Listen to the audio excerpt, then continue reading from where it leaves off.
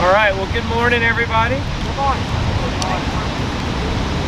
We've been going through a little series called Stumbling Blocks based on Romans 9:30 to 33 that talks about how the Jews were stumbled by Jesus.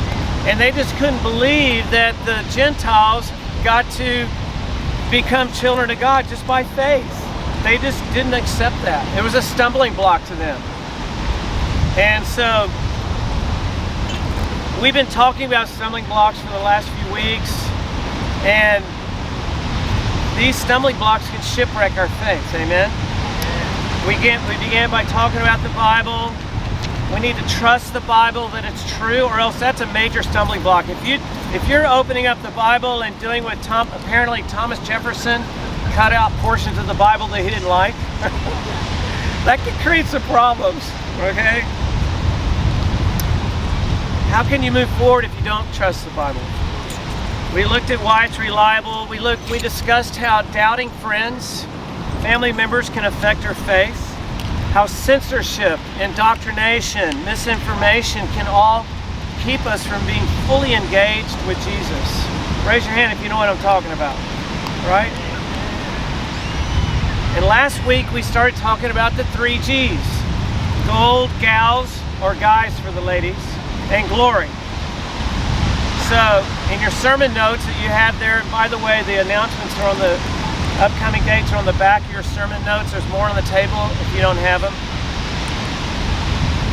Okay, if you look at the sermon notes, these are the things that the Lord has put on my heart that stumble us. Not trusting the Bible, doubting friends and family, censorship, indoctrination, misinformation, chasing riches. Obviously, now with Twitter being purchased, we might have less misinformation. That's another subject. Chasing riches, lust, and pride are the last 3. Okay? Chasing riches can bring us all kinds of trouble, right? Look at 1 Timothy 6 in your Bibles. 1 Timothy 6, starting with verse 9.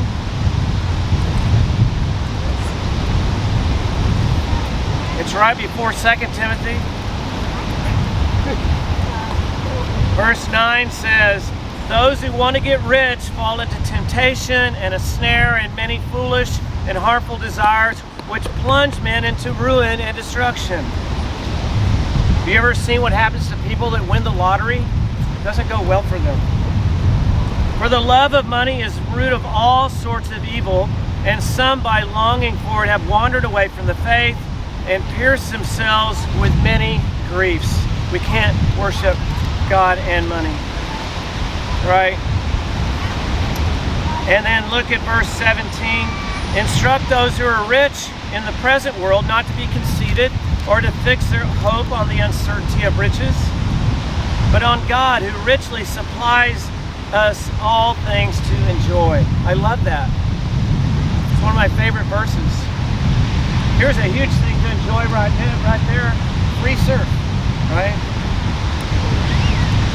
"Instruct them to do good, to be rich in good works, to be generous and ready to share, storing up for themselves the treasure of a good foundation for the future, so that they may take hold of that which is life indeed." I love that.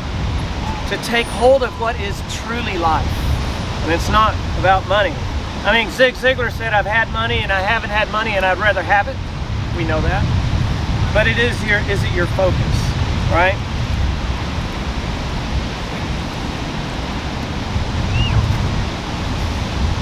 And lust can be a stumbling block too. We talked about that last week. We talked about how when we get into relationships outside of God's will, it prevents us from wholly embracing our life with Jesus, and it leaves us outside of His plan that He has for us. It's kind of like getting off the road and going through the woods in your car, and eventually you get back on the highway of holiness, and then you're like, good again. Thank God for second chances. Y'all know what I'm talking about? Woo! How many have had a relationship that you needed to leave once long ago, okay? You don't have to raise your hands. Okay, so now let's look at number 7, which is pride. So you have gold, gals, and glory. chasing riches, lust, and pride. Speaking of pride, why don't lions hang out with other species? Because their pride gets in the way.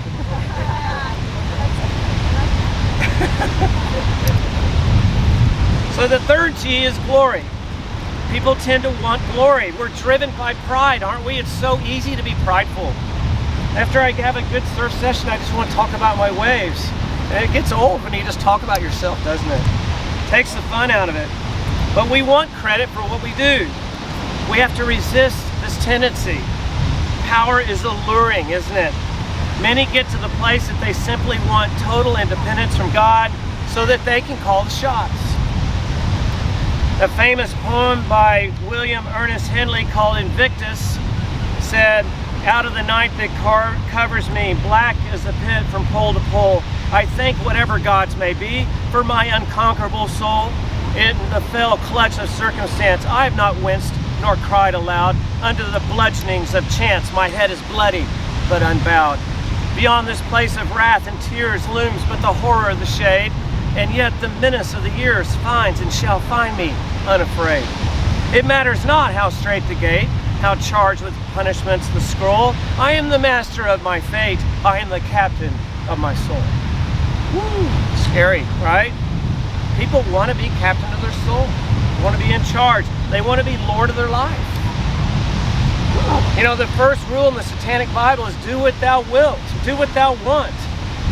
That's the first thing Satan wants us to do, is do whatever you want to do. Focus on self. People want to be Lord of their life. They actually get to a place they want to be God, with a big G. In 1983, actress Shirley Maclaine authored a book entitled Out on a Limb.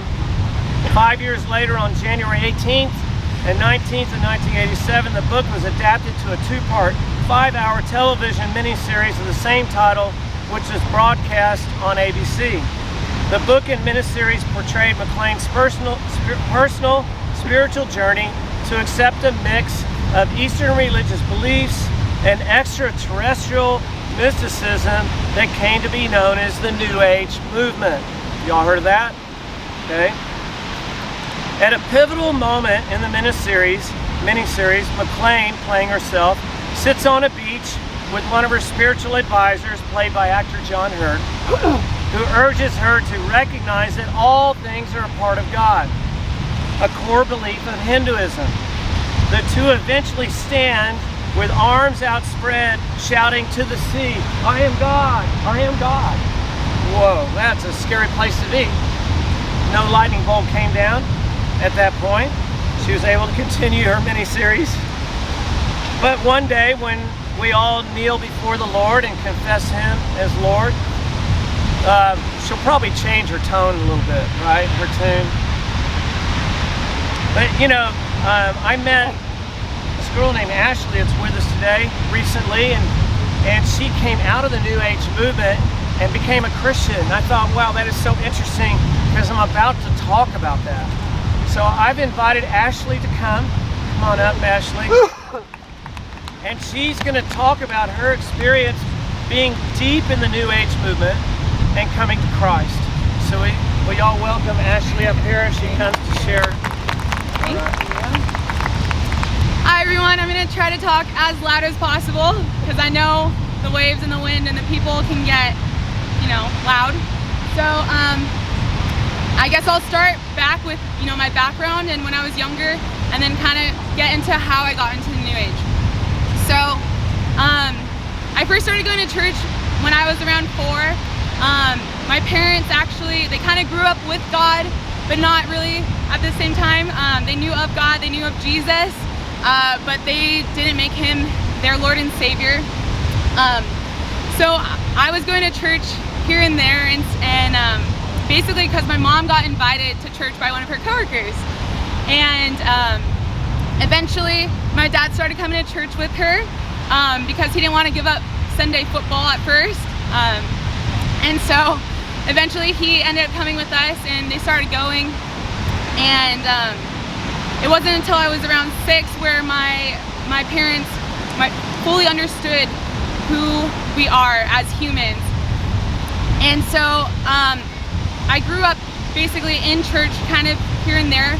But the other thing was that I come from a family of like athletes, and so we were always busy with sports.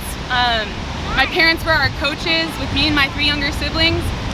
So we were very consumed by sports throughout the week and on the weekends. So we would have games on Saturdays and on Sundays, and we'd miss church a lot of the times because of that.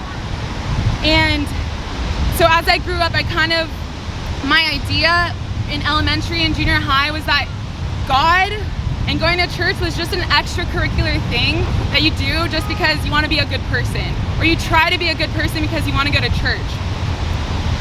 And so that was my idea with church, and my view of God is that he was just an extracurricular thing, something that you did on Sundays. And it wasn't until I was 14 where my grandmother passed away unexpectedly from pancreatic cancer. And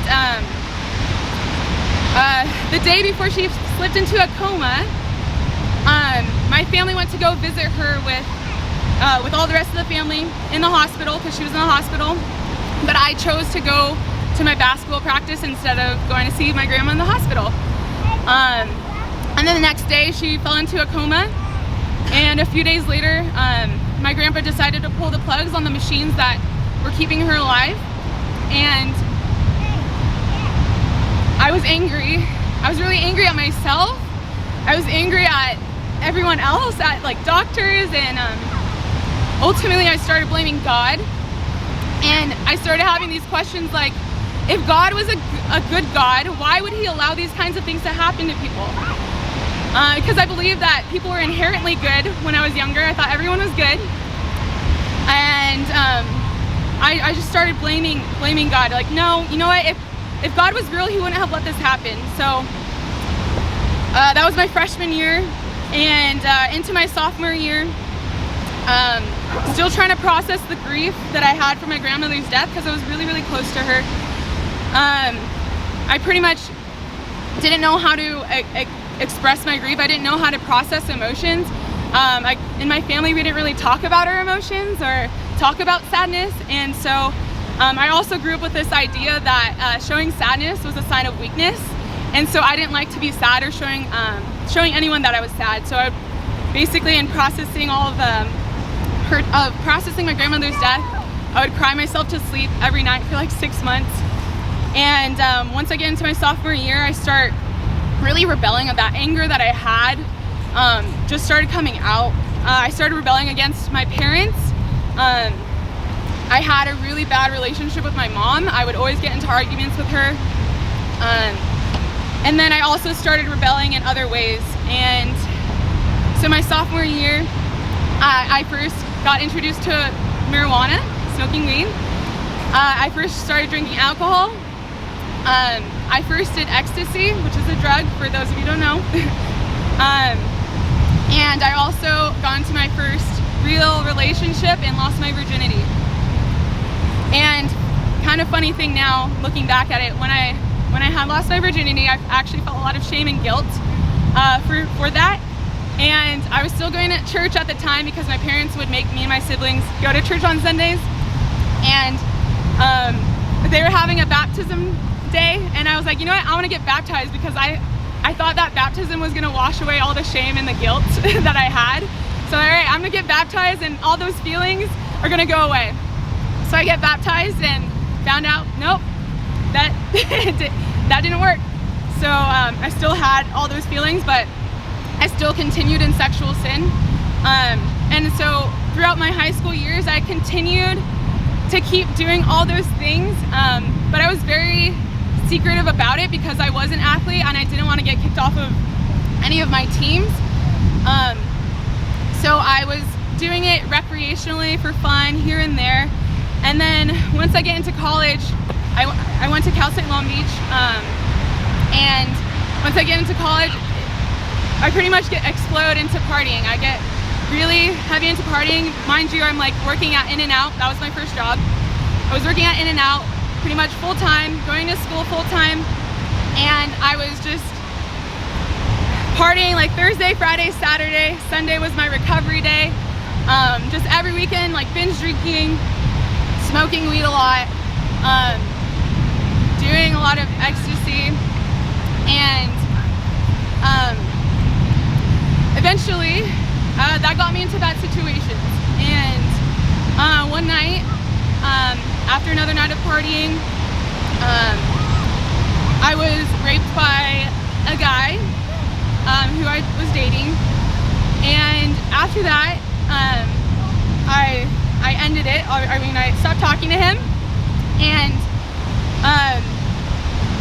I didn't tell anyone. I kept it to myself, just because I just felt a lot of shame and guilt, and I didn't, and I blamed myself ultimately for it happening. And so anyways, fast forward a few more months, or around 5 months, and I started dating another person, and same thing happens again, and I was raped again. And after that second time, it really broke me, but I still kept it to myself. I didn't tell anyone about it. I didn't want to tell my parents because I thought they were going to judge me, one, and two, they knew that I was partying and doing all these things, and I didn't want to hear it from them. I didn't want to hear, well, you shouldn't have been doing those things. I didn't want to hear that. And so I kept it to myself. But the second time it happened, I just started having anxiety. I started suffering mentally. And in that 1 month after it happened, I gained 15 pounds in a month. I was shutting down in a way, and I knew I needed healing, and I knew I needed to do something about it. And so I decided to become vegan. I don't know. I just started basically experimenting with health and wellness, because at that point, after the second time, I started having these questions that I've never asked before. I started questioning why am I here? Like, why do I exist?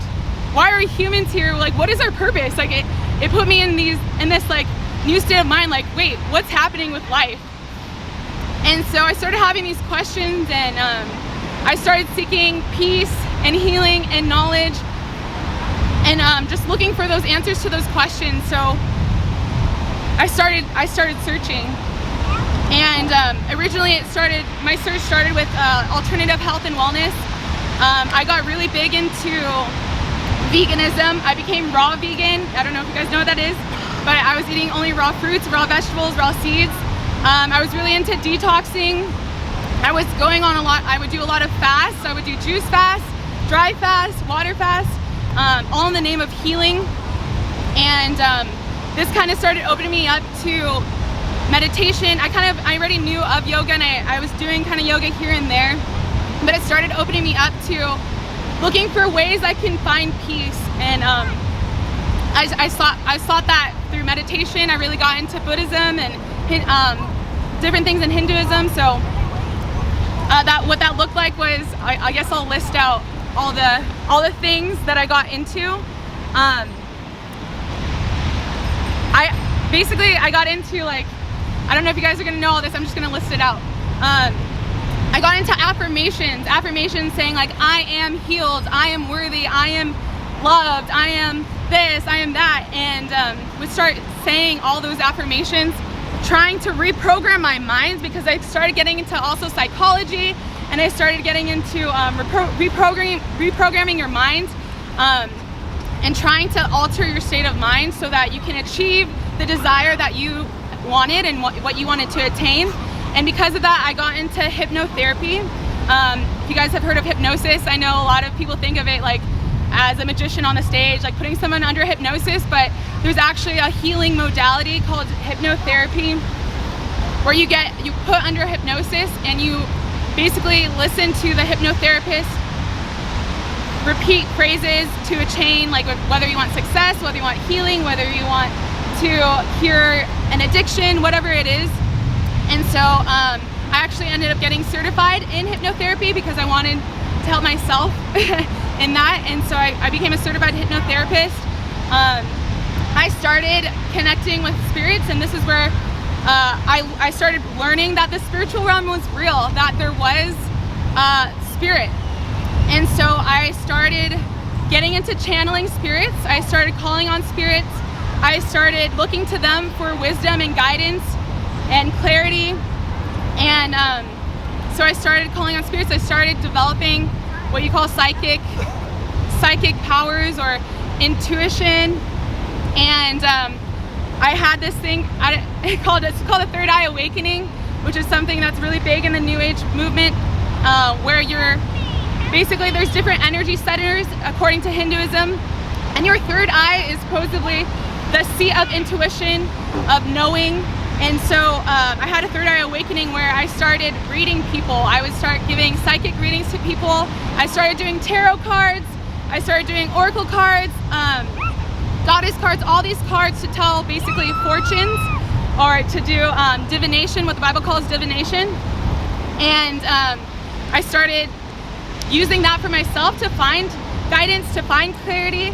And then because I started learning so much, because I was literally like every single day was just learning, trying to learn, and gaining all this knowledge about esoteric mysticism, just a lot of Eastern spirituality, really. And since I was learning so much, I was like, okay, why don't I take what I've learned and start helping people? Because of my own suffering, it started giving me a compassion for others. So I wanted to help other people as well, along with helping myself. And so I started doing healing events. I started doing meditation events. I started doing juice shop workshops. I started doing health workshops also. And I started putting everything that I was learning into practice. So that started becoming my job. That was my goal. My goal was to open my own healing practice, to help other people in an alternative ways. And so because of all that, I was doing all these events. I had a friend from high school who was also doing some similar retreats and events, and so he wanted to partner with me on that. And I started working with him, and he actually proposed to me. I said yes, and then about a month later, he also sexually violated me. And so at this point, my beliefs were that things happen for a reason, that there was a lesson to be learned in everything that had happened to me. And so after being violated for a third time, I was like, okay, I talked to it was the universe to me. It wasn't God, it was the universe. So like, why does this keep happening? Like, what am I doing to attract these guys? Like, what is it that in me that I'm doing wrong? I'm doing something wrong, I know I am. Otherwise this lesson wouldn't have kept repeating. And so, I was just, after that third time, that was like the straw. I really broke down. And it was a really hard year. Mind you, around this time, also I was struggling with an eating disorder. I think because of veganism and because of limiting myself to certain foods, I started cycling on binge eating and starving myself. But it was all in the name of healing, because I was fasting. I would call it fasting, but really just starving myself and then binging afterwards. And so I was in this cycle that I couldn't get out of. I was constantly obsessed with food. I would think about food all day long, and I would obsess about the kinds of food that I would eat. I'm only eating organic, I'm not eating processed foods. It was always whole foods.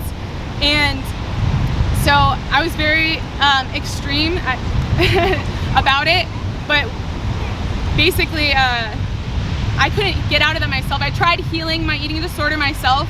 It was something that I just kept falling into. There would be good days and bad days, but it was something that I continuously tried to work on. And basically after that had happened the third time, I kind of isolated myself. I shut myself out from the world, just because I needed to take a break from people. And later on that year, my parents, who are still faithful Christians, or to this day, they're like, hey Ashley, why don't you come play in our volleyball league for our church? Because their church has the volleyball league. And so I agreed to it because I love volleyball, and because I knew I wanted to get out. I didn't want to be afraid or anxious of people, around people. And so I decided to play, and I got put on this team with a captain who just radiated joy. Like, I don't know, I just remember her just being so different compared to everyone else.